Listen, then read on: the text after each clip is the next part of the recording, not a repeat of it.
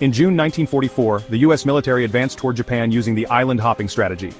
Capturing Saipan would shatter Japan's outer defenses and supply lines, while providing a crucial base for B-29 Superfortress bombers. The U.S. deployed 71,000 troops, including the Marine Corps and Army units, supported by B-29 bombers, M4 Sherman tanks, and amphibious landing fleets. Defending the island were 32,000 Japanese troops and local civilians, entrenched in fortified mountain positions and committed to a no-surrender strategy. On June 15, the U.S. launched its amphibious assault. Over 8,000 Marines landed on the western beaches, supported by 11 naval vessels. Japanese forces fiercely resisted with machine guns, artillery, and bunkers, causing heavy U.S. casualties, over 2,000 dead or wounded on the first day. Despite these losses, the Americans secured a foothold.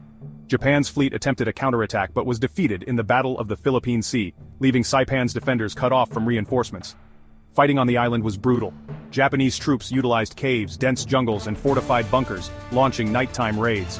The U.S. responded with flamethrowers, tanks, and artillery to clear enemy strongholds. The Navajo code talkers played a crucial role in the battle, directing artillery strikes on Japanese positions from the front lines amidst heavy fire. On June 25, American forces seized Mount Tapochau, the island's highest point, gaining a decisive advantage. Tensions arose within the U.S. command. Marine General Holland Smith, frustrated with the performance of the 27th Infantry Division, removed its commander, Ralph C. Smith. However, the 27th had suffered heavy losses in rugged terrain controlled by the Japanese. Ralph Smith had planned a counterattack, which was executed after his dismissal, successfully outflanking the enemy. As defeat became inevitable, Japanese commander Yoshitsugu Saito launched a final banzai charge on July 7, the largest of its kind in the Pacific War.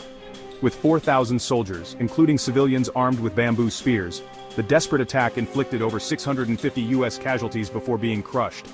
The battle also saw a tragic civilian toll. Hundreds of women and children were forced to commit suicide by the remaining Japanese troops, many leaping from Suicide Cliff and Banzai Cliff. American soldiers pleaded with them to surrender, but Japanese propaganda had instilled fear of Allied brutality.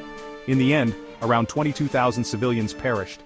The victory came at a high cost, 14,000 U.S. casualties, including nearly 3,500 dead. Japanese forces were virtually annihilated.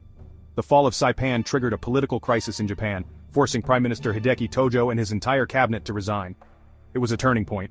The island became a launchpad for devastating U.S. air raids on Japan, paving the way for the war's final stage. Yet, beyond the battlefield, the greatest tragedy was the fate of civilians. Victims not of the enemy, but of the war maniacs as their leaders.